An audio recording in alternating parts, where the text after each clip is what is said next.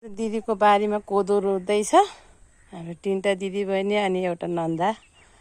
लगान्छीहरूलाई दिदीलाई कस्तो भइरहेछ ल भन त। कोदो रोप्दाखेरिको मजा कस्तो हुँदो रहेछ? मजा भएको छ हामीलाई यो टिकटक गर्ने भन्दा मजा भएको छ हामीलाई। दिदीको जग्गामा आज खाली फाल्ने भन्दा हामीले एउटा अर्गानिक खेती गरौँ भनेर यो पहिल्यैबाट खाँदै आएको हाम्रो यो ढेँडोको लागि हामीले गर्दैछ। अब कस्तो हुन्छ त ढेँडो? एकदम मिठो। फेरि मासु मात्र चाहिन्छ क्या फेरि मलाई त सब्जी भन्दा मासुसँग मासुसँग मात्रै जाने रहेछ। खुसी लाग्छ म आज एकदम यो सबै रोपेर यहाँसम्म आयो। ल यता कान्छी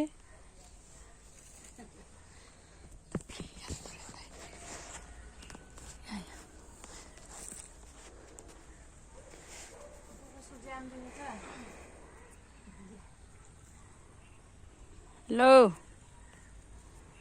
कस्तो भएको छ कोदो रोप्दा? कुले भन्छ हो र यिनले झन् यिनले त झन् ढेँडो खान्न।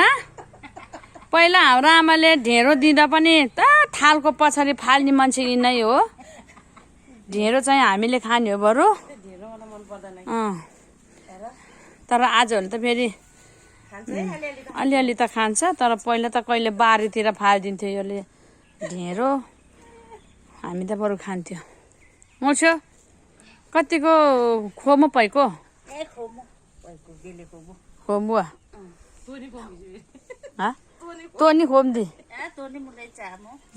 मर्छ्यो मर्छ्यो त जेसँग रुचाउँछ अरे हाँडो मर्छ्योले।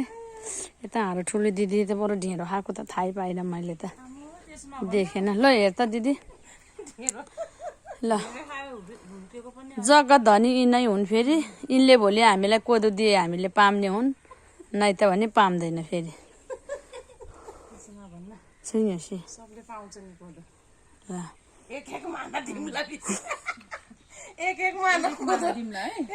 रासे तोको फेरि ल आज दिदीको बारीमा हामीले कोदो रोप्दै गरेको अवस्था छ।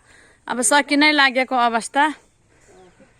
अब यतिसम्म यति बाँकी छ अब सकियो। ल है हामीलाई बसी बसी खालि टिकटक मात्रै गर्छ नभन्नु होला है। यसरी काम पनि गर्छ हामीले। यस्तो जागरिलो पनि छ के।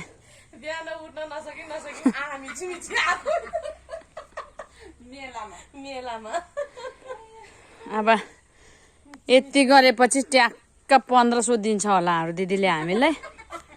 1500 लिएर जाने।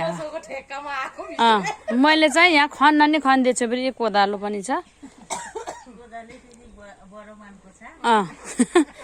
अब ल फाल्ने खेतीमा बरु फाल्ने जग्गाहरूमा यस्तो कोदोहरू रोप्यो भने राम्रो हुँदो रहेछ। आजभोलि एकदम ढेँडोको चलन बढी हुँदैछ। भात घटाउनु होला, कोदो बढाउनु होला। कोदोको ढेँडो खाएर ज्यान पनि ट्याक्क हेल्दी स्ट्रङ हुनु होला है सम्पूर्ण। By by.